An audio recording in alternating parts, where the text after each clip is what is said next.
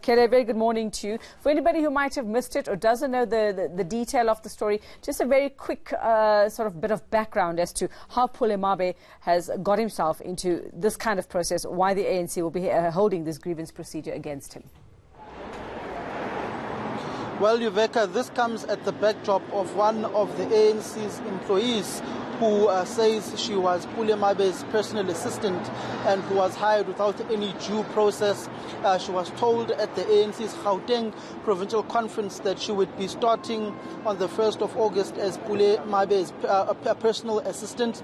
And when she arrived at Luchuli House for going up to her first day, she was told to follow a certain lady from HR to the 5th floor here at Luchuli House, the ANC's headquarters, where she went and had a discussion with HR, and she says she was honest to them and told them that she does not have her qualifications as yet, as she owes Varsity College thousands and thousands of rands and thus could not get her a certificate for her degree or her diploma.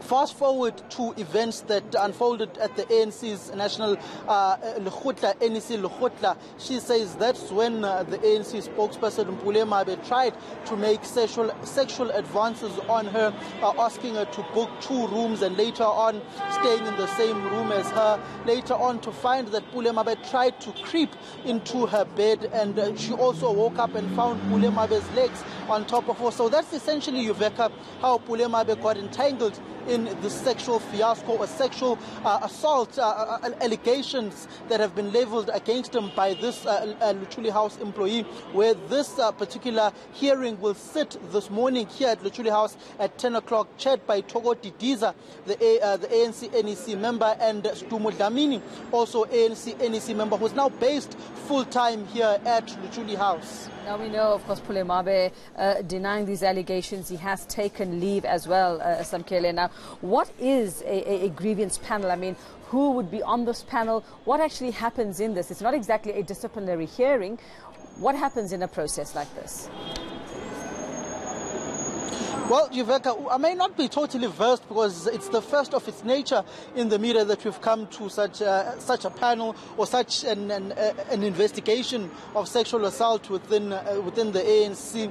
I've never heard of such a panel being constituted before. I think this is the first one, but I do stand to be corrected. So we do know that Stumo Dlamini will be chairing this particular session along with Togo Didiza, the ANC's NEC member. They will be forming part of this panel. We did see the letter that the particular lady, I may not want to divulge her name at this point in time until she herself comes out and speaks to the media. She wrote out a very lengthy 14-page document to the ANC's top 6 officials, in which she details how Pule Mabe was name-dropping the name of the Deputy Secretary General Jesse Duarte in all of his dealings with this particular lady, saying that she may not be particularly involved in politics or actively involved in the political issues of the ANC Youth League because she was not hired properly, and if she will be seen to be doing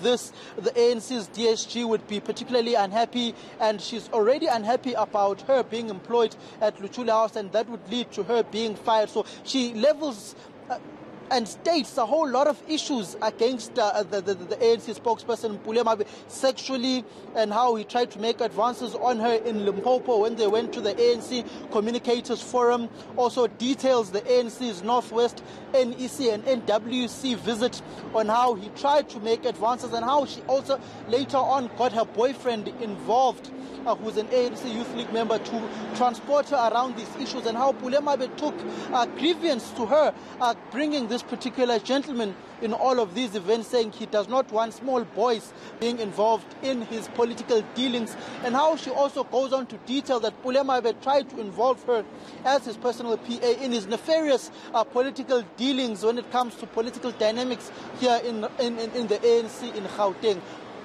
All right, and Samkela, very quickly, we understand that the Women's League, yes, calling for Pule Mabe's suspension, and just wondering whether we are expecting there to be any kind of protest, any kind of support for the women, the complainant in this case. Are you seeing signs that there may be any gatherings outside of this process at Luchuli House? At this point in time, Iveka, there's nobody gathering around Luchuli House, but I did see yesterday from the Alexandra zone a press release being issued out from that particular zone, from the zonal leadership, calling on Pule Mabe, going on to use that hilarious phrase of Pule Mabe saying the mood is a mood of a meeting, but they're saying the mood now is a mood of a resignation, calling for the resignation of Pule Mabe. We've also seen the Women's League issuing out a statement saying that sexual harassment is a huge offense. They are calling on for Pule Mabe to take leave of absence until this matter is dealt with. Some ANC members and Youth League members are calling for the resignation of Pule Mabe, but we do expect some people or some ANC members to gather around here to support this particular lady who is accusing Pule Mabe of sexual harassment to come. I've also seen a press release coming out from her supporters, calling on all of them to come and gather here at Luchuli House to give her moral support and strength as she battles this battle that she is faced currently of sexual assault, which she is alleging happened through the hands of ANC spokesperson Pule Mabe. Thanks very much, Pule Mabe, who'll keep us updated on that story, that process getting underway a little later on at Luchuli House. Well,